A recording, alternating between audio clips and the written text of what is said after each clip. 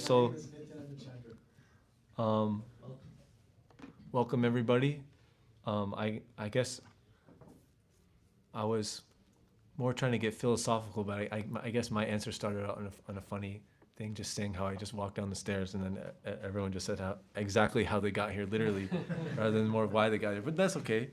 I like to I'm kind of a shy person, so if I get to know people a little bit, I feel like I can talk easier. So thank you. So today we're going to discuss the guru, one of the main gurus of our movement, Srila Prabhupada. He had an essay titled "The Peace Formula," and so everyone's, millions of people walking down the street in New York every day, and they're doing everything they're doing what they think is going to make them the happiest. Whether they're walking their dog or they're going to their job or whatever people are doing in whatever situation they have, at least they're trying to strive for that. And some people are further away from it, some people are closer to it. But when we're walking down the street, we're trying to share people like who was it? Aiden and who met Ramroy and Rocky? Todd. Yeah, we're trying to share one of the main Vedic literatures that we share is the Bhagavad Gita. And one of the, sometimes hey, have you heard of stress? So who here has heard of stress?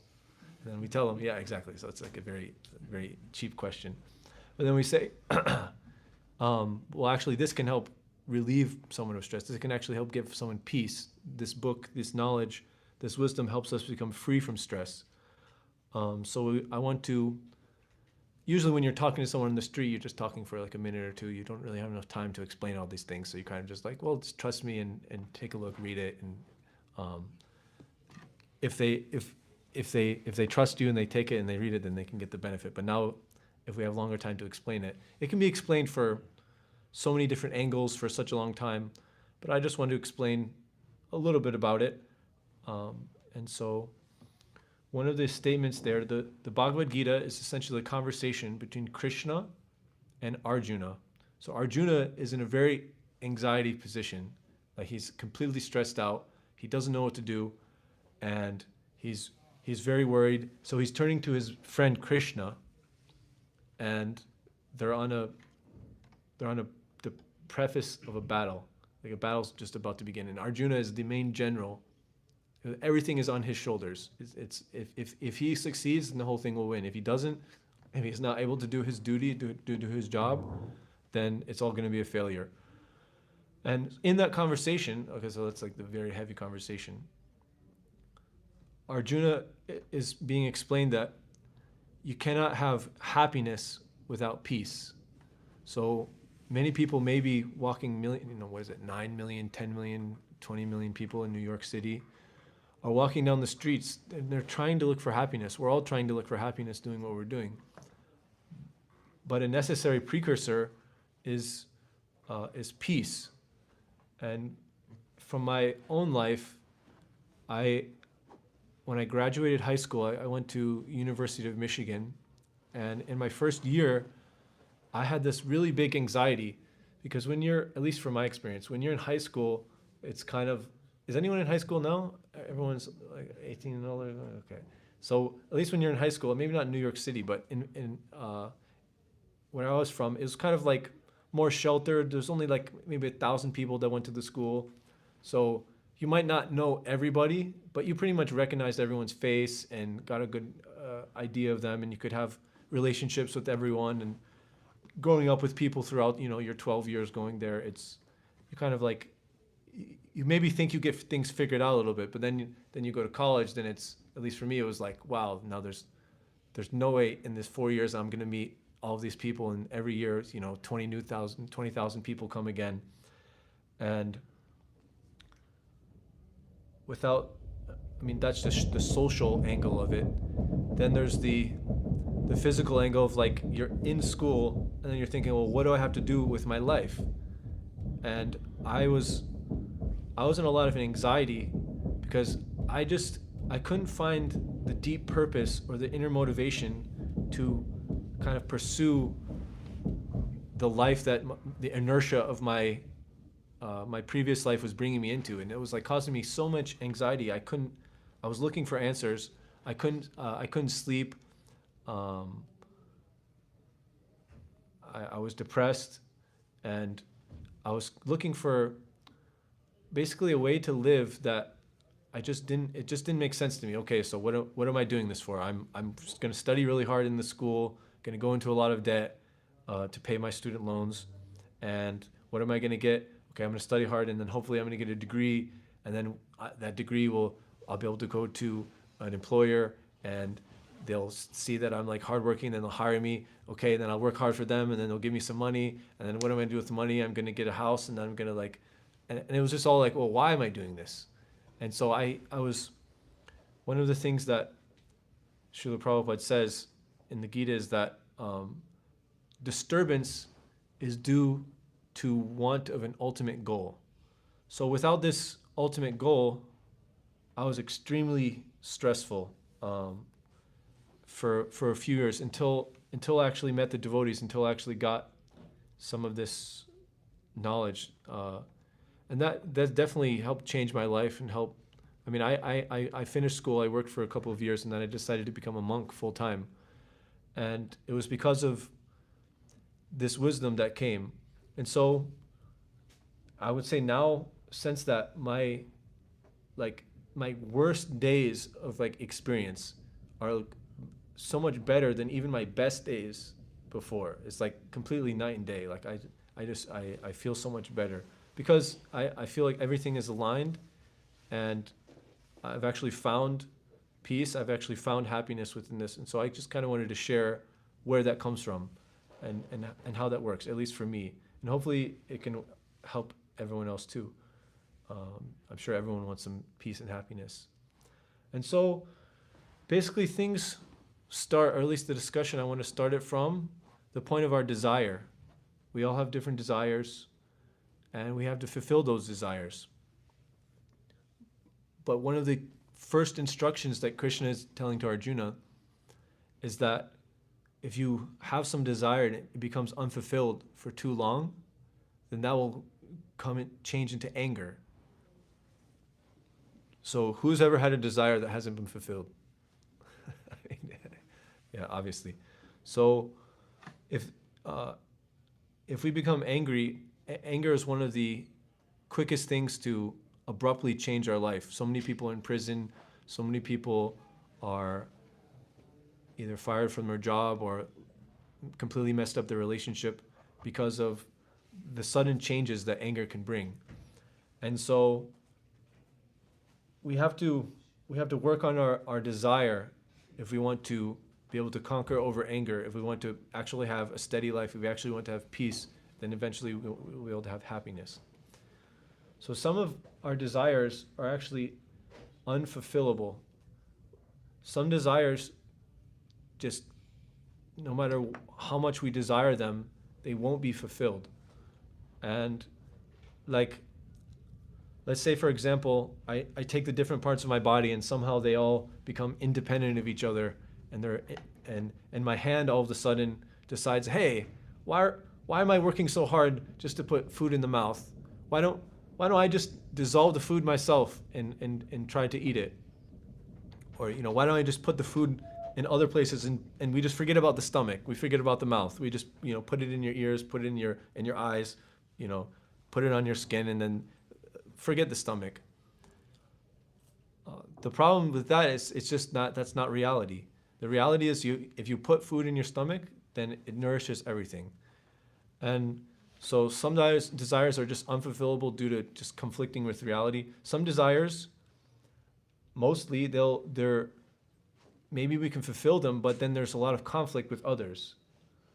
Like right now, we all came together here Sunday night, coming for Sat Sangha, to associate with each other, to discuss spiritual topics. It's like a very uplifting thing, and the result's very wonderful. But some people, many people, they'll spend their, the Sunday night game is Sunday, either it's football or it's soccer or it's cricket or it's the UFC match or whatever it is. But at the end, the result that they're getting is just some score. Like at the end, it's just going to be some number that, depending on them, one team is rooting against the other. So I went to University of Michigan, and our rival was Ohio State. So it's like every year that's called like the big game, and millions of people's attitude is completely ruined or completely made ecstatic just on one score, one number. And so one team is rooting against another, and at the end, one half of the stadium is depressed, one half of the stadium is super happy. And then the more, if Ohio State wins, the more that we suffer. And the more that if we win, the more that they suffer, and vice versa. And so sometimes, I can't remember exactly, some games are so intense that there's riots that happen, that sometimes people they get into fights, they commit suicide, or they have sleepless nights. And it's all just on one little number. And the more their team is winning, they're so happy. But then they finally lose, and it's even more agonizing. So some desires conflict with each other. We have a business, and we're conducting that business and doing really good. But the more that our business increases, the more that our competitors become distressed. Most powerful businesses today, they only exist because they've stomped out all the competition. It's like this. It's a dog-eat-dog world. That their benefit is, their desire is directly in conflict with the other desire. So just depending on the situation, one will win out, and the other one will suffer, just like the football game. And similarly, if we're just trying to become wealthy, if we're trying to maintain an image of wealth, at least, that can be a very hard struggle. Some people try to get designer clothing, and then they want people to think that they're at a certain level to be able to wear that. But then they have to work extra hard, and they have to maintain that level of opulence in the eyes of everyone else.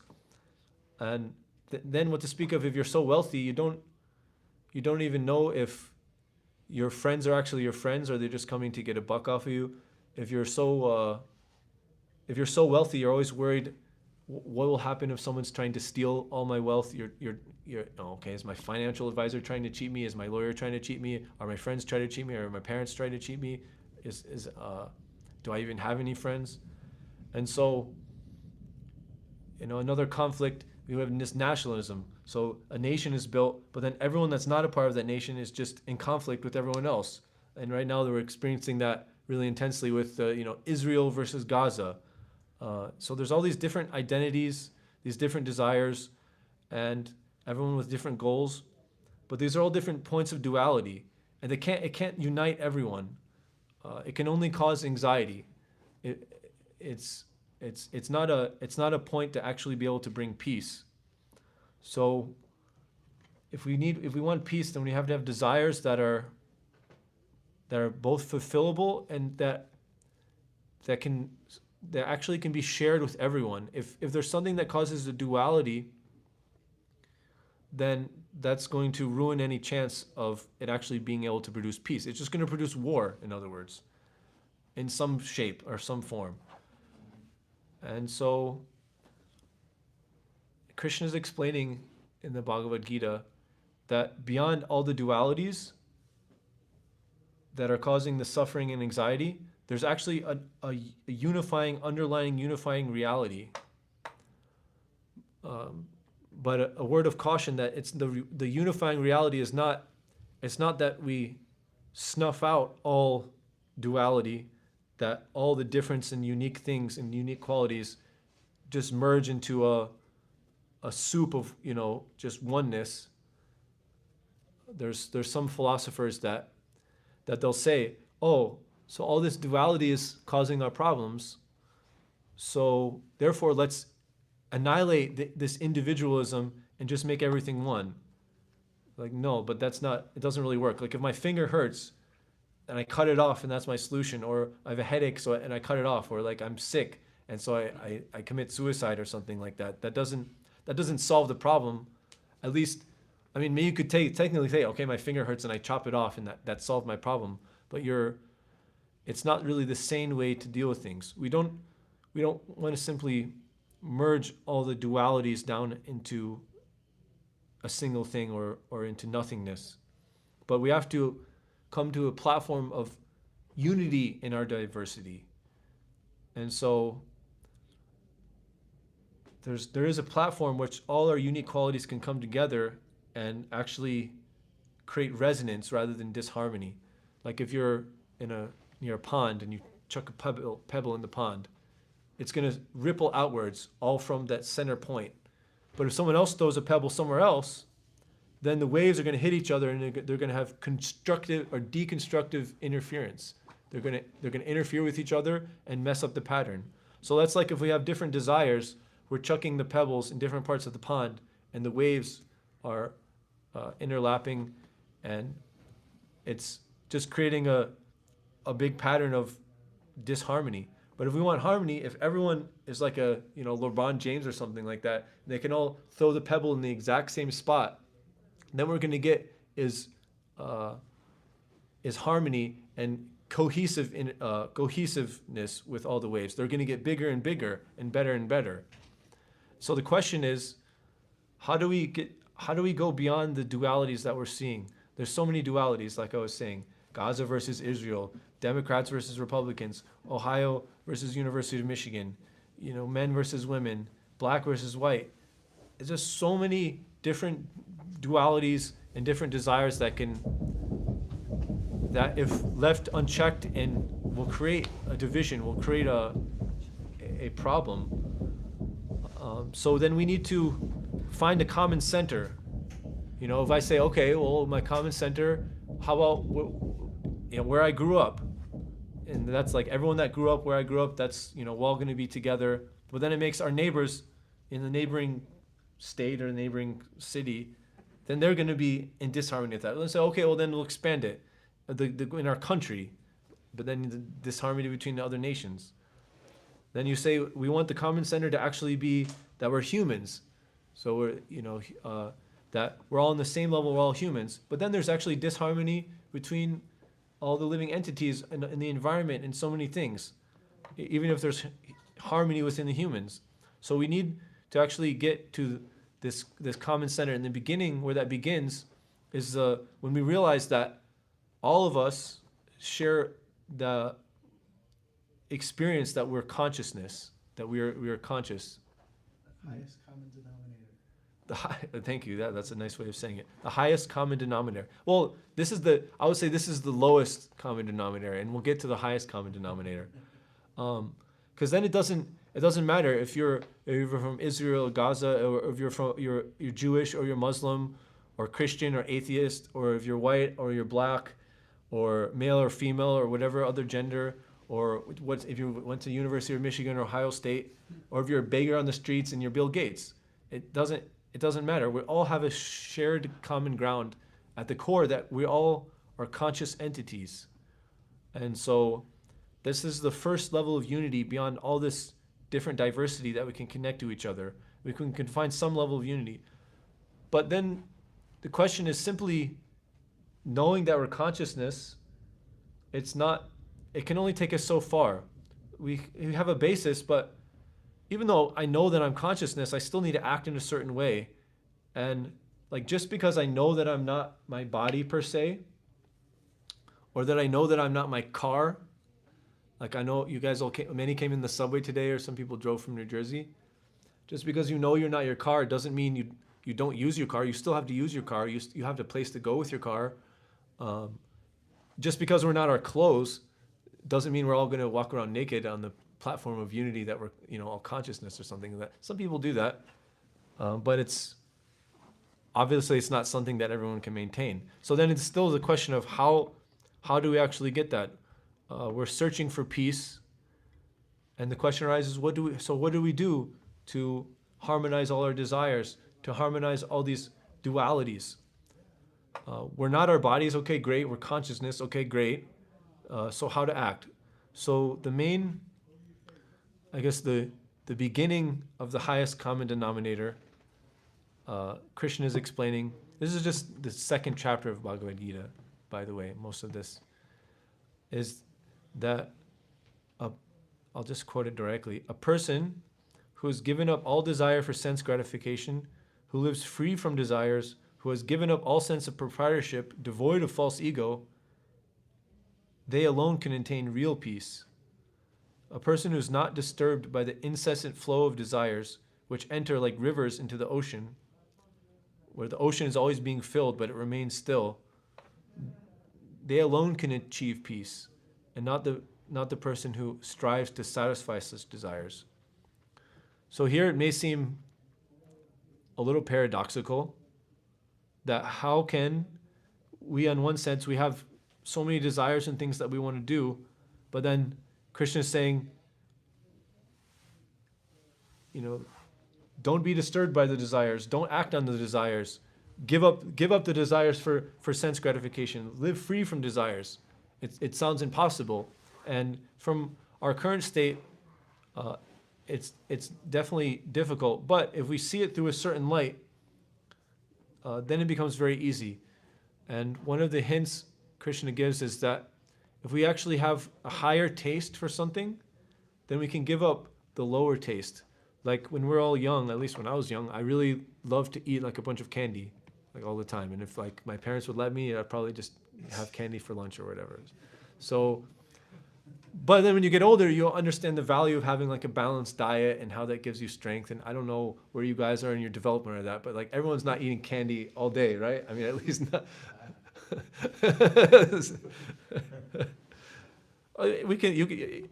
The universe will definitely teach you if you try to do that, and you'll have to grow from that. But so the question is then, how do we actually become free of desires? How do we give up the sense of proprietorship? How do we overcome the false ego? Those are like 3 tall orders that were given. How do we develop this higher taste and forget the lower taste? And so the secret doesn't just lie in that, I'm consciousness, okay, so free of desires. I'm consciousness, so I'm just conscious, so I'm not going to have any desires on anything related to anything but my pure consciousness. Okay. And it doesn't, people have tried that. It works for a very, very minute few, and it's a very difficult path. How do we give up the sense of proprietorship? I and mine, even my body, my car, my family, my room, my house, my job, my money, my this, my that. It's very, those are, if it's not mine, then if I'm just going to dissolve myself, like like some philosophers might say, no. Or how do we overcome the false ego? This sense that I'm actually the proprietor of these things. And so Krishna gives us the secret. He says that not only are we consciousness, but our consciousness has a source, the supreme consciousness. And in all our actions, in all our desires, in all our sense of ego, in all our sense of proprietorship, all those can align or dovetail with the supreme consciousness. And because everything was emanating from the supreme consciousness, because everything is emanating from the supreme consciousness, everything is actually connected with it. Everything is actually, the purpose behind everything is in connection with that supreme consciousness.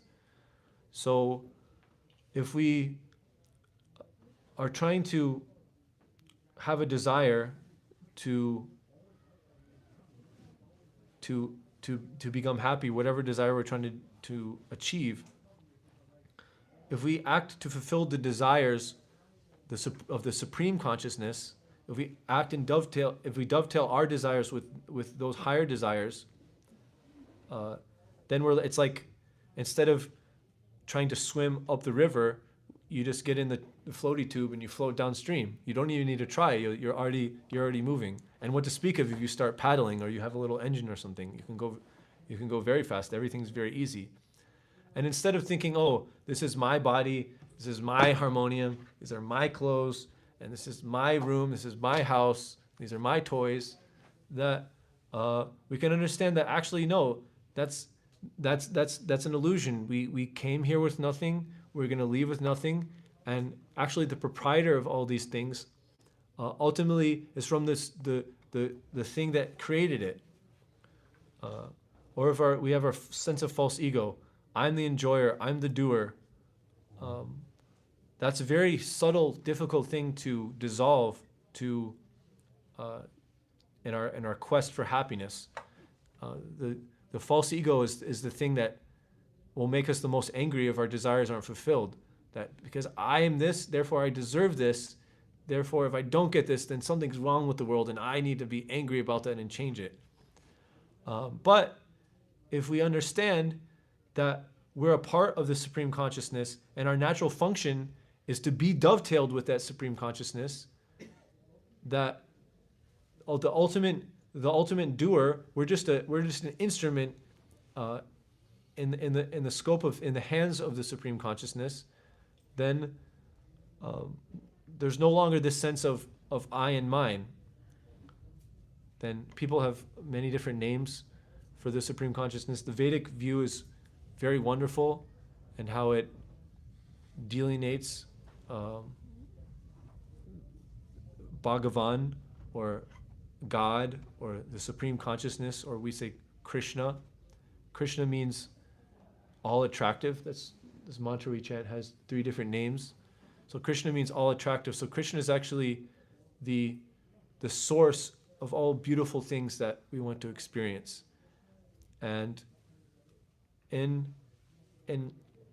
actually trying to fulfill Krishna's desire, Krishna is actually the enjoyer of all beautiful things. And he's also the proprietor and owner of all these things. And we're meant to be in a beautiful relationship where everything is harmonious and the most wonderful things happen. And if we can just find that current and dovetail ourselves with that, then everything can be very wonderful.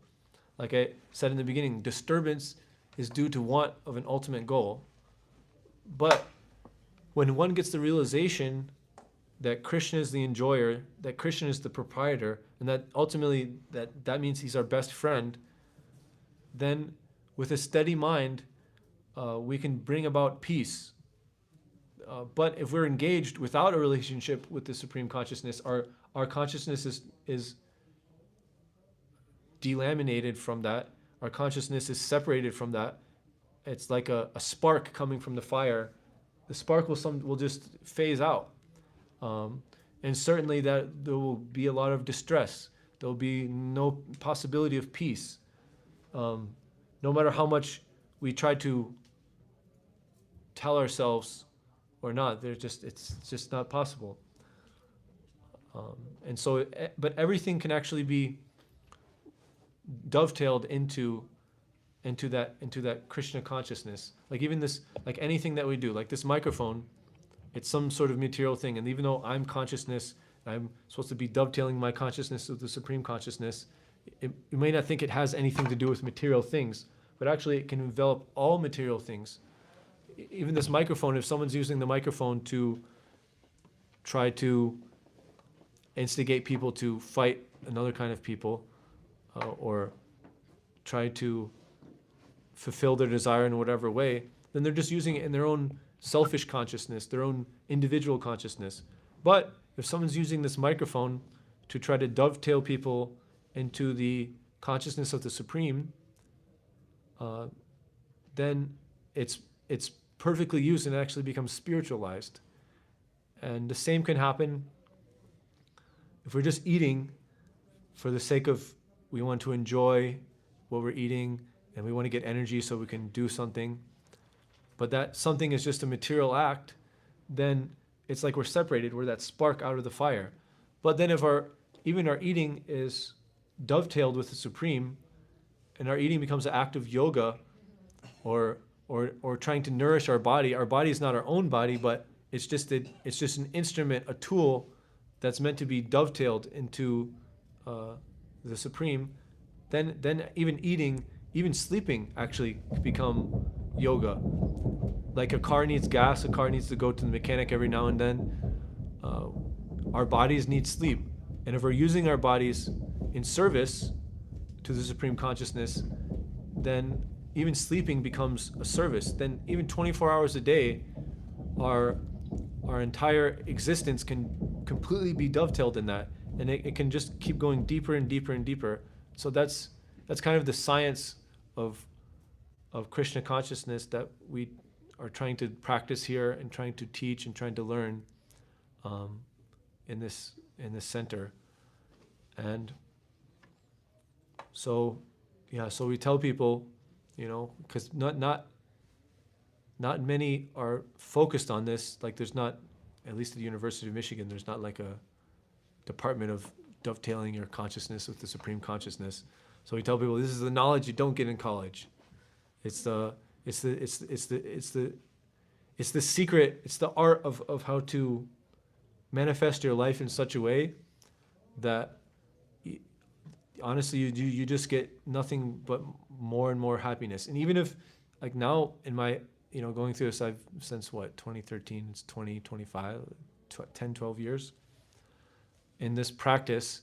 There's been a lot of distressing things that I've had to experience, like much more than when I was 18, 19, 20 in college and stuff like that. But now, due to my mentality, due to my consciousness being changed by this, it's like a drop in the bucket. It's not a mountain. It just becomes a molehill again. And I feel like I can, like I said, it's like even the most distressful things, even the most ecstatic day that I would have before, it hardly compares with like a mediocre or bad or like worst day that I have now. It's like even the worst days are kind of just like, oh, there was just a lot of stuff to do and I was kind of tired.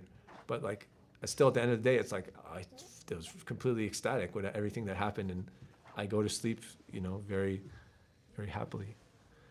And so without, to summarize it, we want peace. Without peace, we can't have happiness. Everyone's looking for happiness. And so we need to find a way for our desire to actually harmonize with everything. And ultimately that harmony comes in dovetailing with the Supreme Consciousness. And if everyone can become like LeBron James and shoot their rock, the pebble, into the same spot, into the ocean, into the lake, then all the ripples can be completely harmonious. Then it doesn't matter if there's a point in the middle of a circle, then it doesn't matter how unique you are or where you are on that circle or many concentric circles. There's still a center that everyone can be tethered to, that everyone can interact with, and everyone can have root in. And so it doesn't matter how different. People can be on opposite sides in their so-called difference, but there can be an ultimate unity in that diversity. And if you see our, like we like to chant a lot.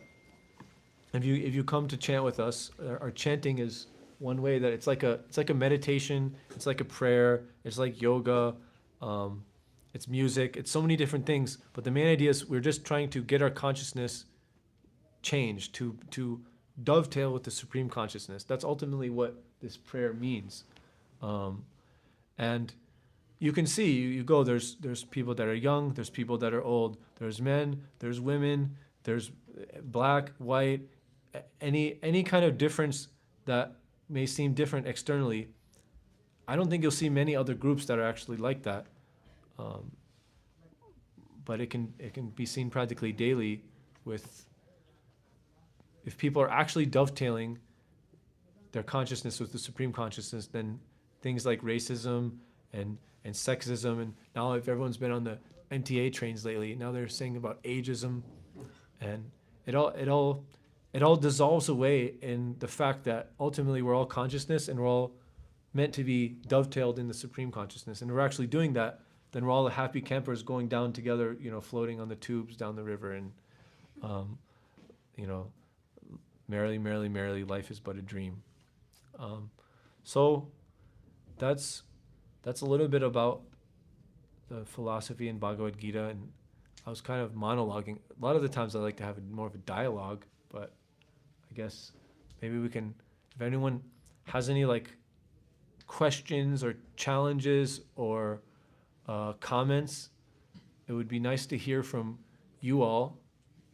But Nityananda Chanda raised his hand. He's always got something to say, but that's like a fail safe. Like I'd rather. He said it was his first time, but he was actually lying. I don't know. Does anyone disagree with what I had to say, or like, you know, did they remember anything that they liked? Todd, Thank you for sharing first and foremost. thank you for coming. I I appreciate have 2 questions. Mm. How do you get back to being centered or present when you go into the mind, the ego, or your emotions? Like, how's the fastest way you come back to being centered? Krishna talks about that in the 6th chapter, and first of all, like that's like a completely normal thing. Like Arjuna's like, you want me to control my mind, Krishna? Like I can control the wind. Like Arjuna was very powerful. He's like, I can control. Like it would be really hard, but I think I can control the wind. But it's basically like an impossible task. And controlling the mind is way harder than that. Like how the heck am I supposed to do that? And Krishna just says, just by constant practice. It's like if you continuously practice it, then it'll become a habit. And then when it becomes a habit, after long it'll become second nature. And it starts with this continual practice. It starts with actually just being conscious. Most of the time we don't notice that that our mind is going away. When we first, like, you know, you're babysitting the kid, you might not notice that it's drawing on the wall with the permanent marker. And then as soon as you catch it, oh, okay, no, Sonny boy, you come here, you take the art set and you paint on this nice canvas, and that's, you know, you engage it like that. And so we have to be conscious of where our consciousness is at, and then we just have to just take the mind and just engage it back in the Supreme. So that's one practice point of the mantra practice. The mantra means a tool to control our mind. Mantra.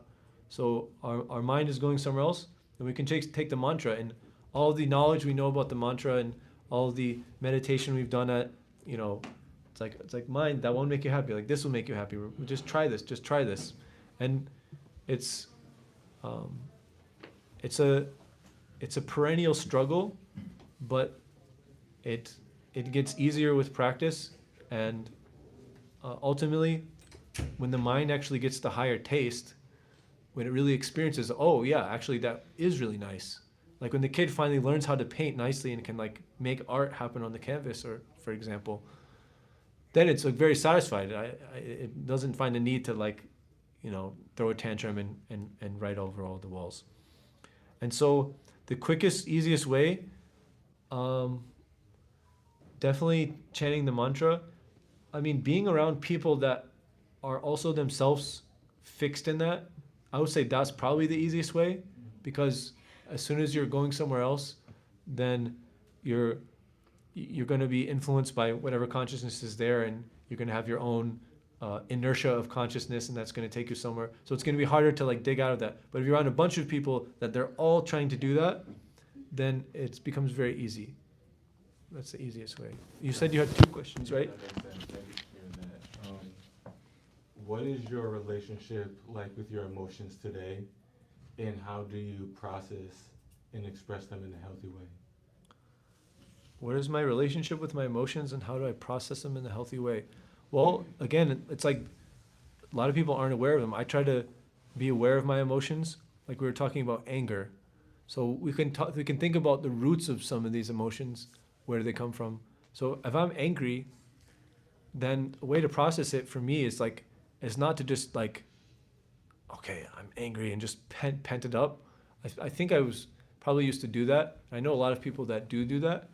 But the way to do it is you have to find what was the desire that I was trying to fulfill that I couldn't fulfill, and analyze that and really try to figure out, am I just hitting a dead wall of trying to like impossibly achieve something?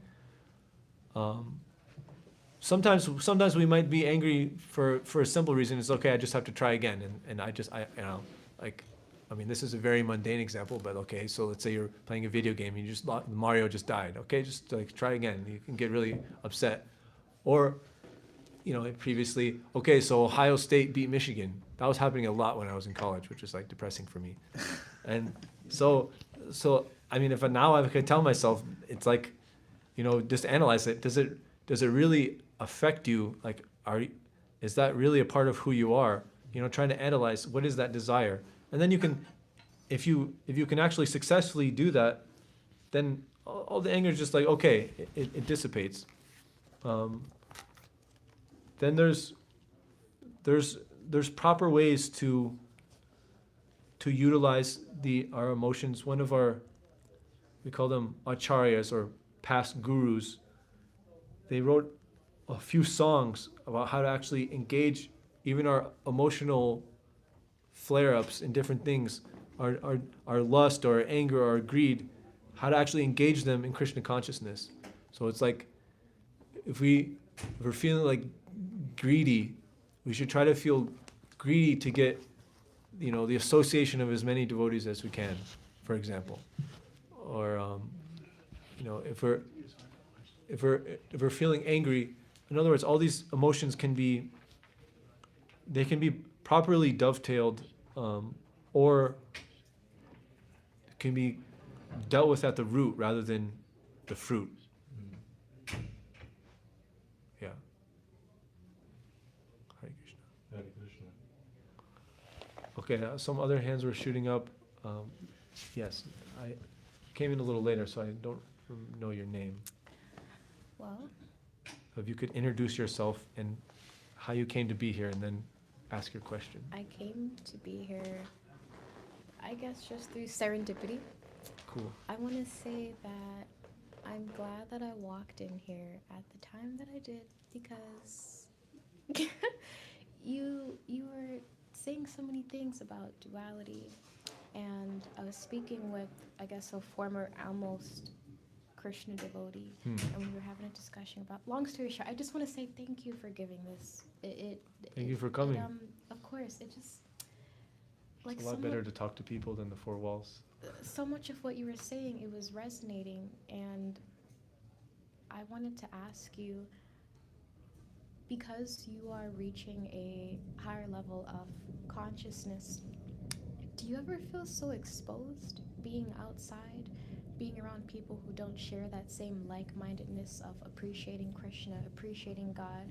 Because I understand that you yourself are able to contain your own emotions, and that's a very tough thing to do, even for myself. And I can imagine that you're someone who's working your way towards mastering that, because you literally devote yourself towards that with the time that you have in comparison to other people. So how do you go about interacting with people who are, I guess, on lower consciousness states, and keeping yourself aligned with Krishna and not feeding into their maladaptive patterns? What's your name? Oh, Aul? yes. Nice to meet you. My name's Natabar. And yeah, when we go out, there's definitely a clash of consciousness. Fortunately, this philosophy is like extremely deep in that it like explains so many things on a subtle level that it really helps fortify the consciousness when there's that knowledge backing it up. So when we're interacting with other people, we could see it maybe as people with lower consciousness, or at least different consciousness, to different levels of intensity, and especially in New York you get that a lot. It definitely does have a wearing down effect on our consciousness. So we have, first thing we have in the morning, we have like our spiritual recharge.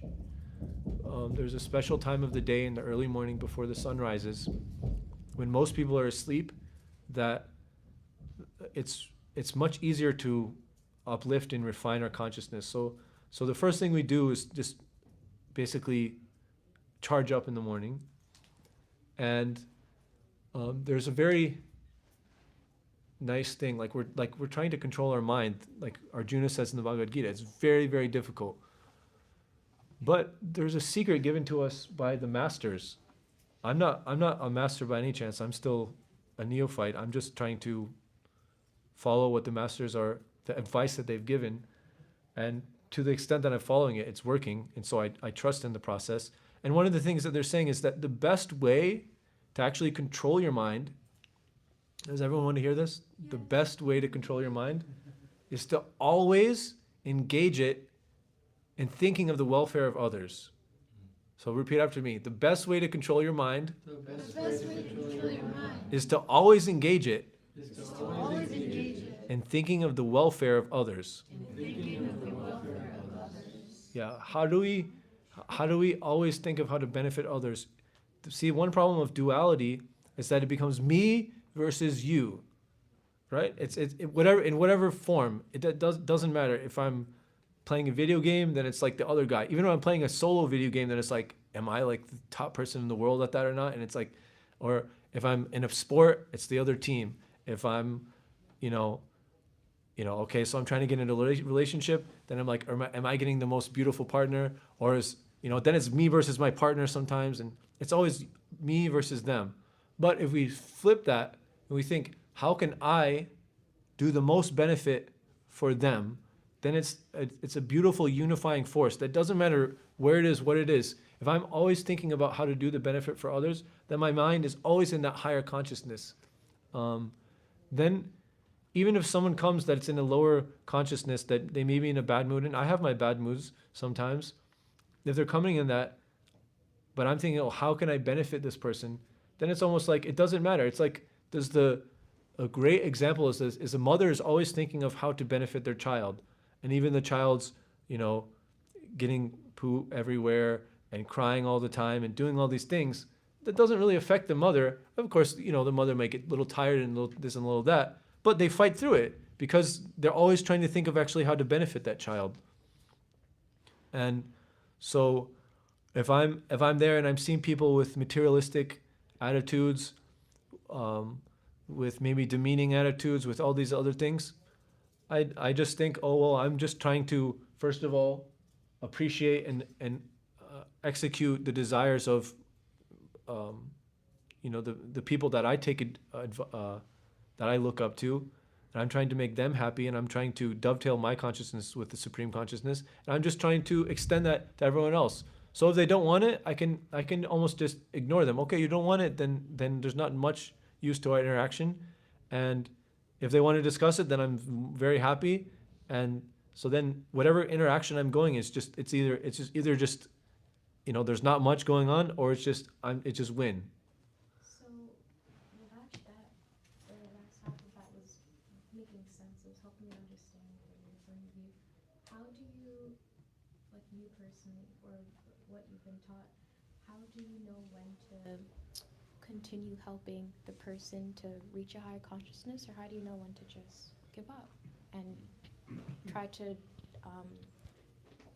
touch God, touch people through God? Like, I can't. Yeah, say it right. it takes a little intelligence. It takes a little discrimination in the moment. It's not a set rule.